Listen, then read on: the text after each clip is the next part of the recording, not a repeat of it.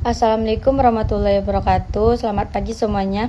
Sebelumnya perkenalkan nama saya Aprina Egilia, yang mana di sini saya akan menjelaskan tentang Perjanjian Lingkarjati. Dengan penjelasan Lingkarjati ini, saya juga membuat video pembelajaran yaitu berupa PowerPoint, yaitu ditambah dengan penjelasan dari saya sendiri. Nah, pada rumusan masalah ini kita akan membahas tentang apakah yang Anda ketahui tentang Perjanjian Lingkarjati tersebut. Mungkin sudah banyak yang mengetahui tentang Perjanjian Lingkarjati ini. Tidak lazim masyarakat ataupun mahasiswa tidak mengetahui tentang Perjanjian Lingkarjati ini. Nah, dalam Perjanjian Lingkarjati ini terdapat beberapa tahap, yaitu ada 3 tahap, yang mana pada tahap pertama dimulai pada tanggal 7 Oktober 1946 yang bertempatan di Jakarta. Nah, dalam perjanjian tahap pertama ini berisikan tentang Belanda yang membahas tentang gencatan senjata. Selanjutnya, pada perjanjian tahap kedua diadakan di Lingkarjati pada tanggal 10 November 1946. Yang mana hasilnya yaitu pihak Indonesia dan Belanda menyepakati atau menyetujui tentang UI rancangan Perjanjian Lingkarjati ini. Nah, selanjutnya pada tahap terakhir yaitu tahap ketiga, pelaksanaan ini dilaksanakan pada tanggal 15 November 1946 yang mana diadakan di Istana Ritwid, yang mana pada saat itu diwakili oleh pihak Indonesia diwakili oleh Sultan Syahrir, dan pihak Belanda diwakili oleh Profesor Squierdan, dan sebagai penengahnya yaitu Lord Killera dari pihak Inggris. Nah, Perjanjian Lingkarjati ini diprakarsai oleh Lord Killera yaitu pada pihak Inggris. Pada perjanjian ini Indonesia mengirimkan perwakilannya yaitu Sultan Syahrir, yaitu ketuanya. Selanjutnya kita akan membahas tentang Perjanjian Lingkarjati yaitu yang lebih mendalam. Nah, sebab dan akibat Perjanjian Lingkarjati di sini saya akan jelaskan, yaitu adanya dilakukan Perjanjian Lingkarjati ini dimaksud sebagai panduan dalam pelaksanaan perundingan selanjutnya yang mana berhubungan dengan pembangunan suatu tatanan politik, yakni di bekas wilayah Hindia Belanda yang kemudian dinamakan dengan Negara Indonesia Serikat atau dikenal dengan sebutan NIS atau NIS. Adanya dukungan dan pengakuan internasional terhadap kedaulatan Republik Indonesia yang mana menggoyahkan posisi Belanda. Dukungan publik internasional menunjukkan keberadaan Republik Indonesia sudah diakui sebagai sebuah negara. Nah, posisi tersebutlah menyulitkan Belanda apabila tetap menguasai negara mereka.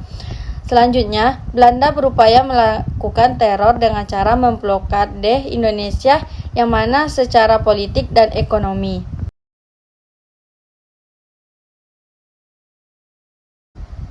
Adapun juga dapat kita ketahui bahwasanya Perjanjian Lingkarjati ini dilakukan agar Republik Indonesia memperoleh pengakuan kedaulatan internasional. Adapun dampak dari Perjanjian Lingkarjati ini dari segi kekuasaan daerah Republik Indonesia menjadi sempit, serta terdapatnya atau munculnya pro kontra di antara para tokoh republik. Dalam hasil Perjanjian Lingkarjati ini dapat kita ketahui atau terlihat yaitu melemahkan posisi Indonesia. Namun ada juga dampak dari hasil perjanjian dari pemerintahan Belanda secara Lingkarjati ini bagi Indonesia, yakninya kedudukan Indonesia di mata internasional semakin kuat dikarenakan banyak negara seperti Inggris, Amerika, dan negara-negara Arab yang mengakui kedaulatan negara Republik Indonesia. Nah, oleh sebab itulah Perjanjian Lingkarjati ini sangat perlu dilakukan. Selanjutnya kita bahas tentang isi Perjanjian Lingkarjati itu sendiri.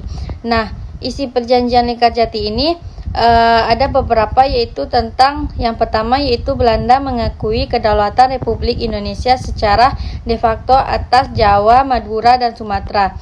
Yang kedua, Republik Indonesia dan Belanda akan bekerja sama membentuk RIS yang salah satu negara bagiannya adalah Republik Indonesia. Yang ketiga yaitu RIS dan Belanda akan membentuk Uni Indonesia Belanda dengan Ratu Belanda sebagai ketuanya. Selanjutnya, yang terjadi pada tanggal 20 Juli 1947, Belanda melaksanakan operasi militer yang dikenal dengan agresi militer 1 Belanda. Setelah kita ketahui tentang perjanjian Lingkarjati ini, yaitu berupa tentang kenapa perjanjian Lingkarjati ini dilakukan serta akibat dan dampak dari perjanjian Lingkarjati itu sendiri, disertai dengan isi perjanjian Lingkarjati. Selanjutnya saya akan melampirkan atau memperlihatkan tentang potret-potret dalam perjanjian Lingkarjati pada masa itu, disertai dengan foto atau gambar tokoh-tokoh yang terlibat dalam perjanjian Lingkarjati. Berikut bisa kita lihat masing-masing, yaitu tentang potret-potret perjanjian Lingkarjati serta tokoh-tokoh yang terlibat dalam perjanjian Lingkarjati. Yaitu tentang perjanjian Lingkarjati. Selanjutnya bisa kita cari sumber-sumber relevan dari perjanjian Lingkarjati dengan tujuan untuk menambah pengetahuan tentang perjanjian Lingkarjati ini. Selanjutnya saya akan melampirkan video tentang perjanjian Lingkarjati, yaitu terakhir. Sekian dari saya ucapkan terima kasih. Assalamualaikum warahmatullahi wabarakatuh.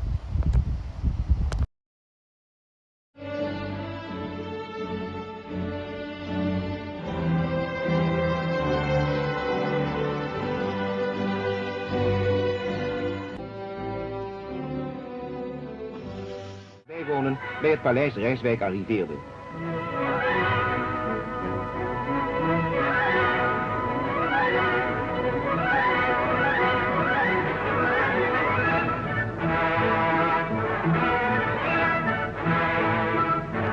Met de ondertekening van dit verdrag is een einde gekomen aan een lange periode van onderhandeling. Een nieuwe fase begint.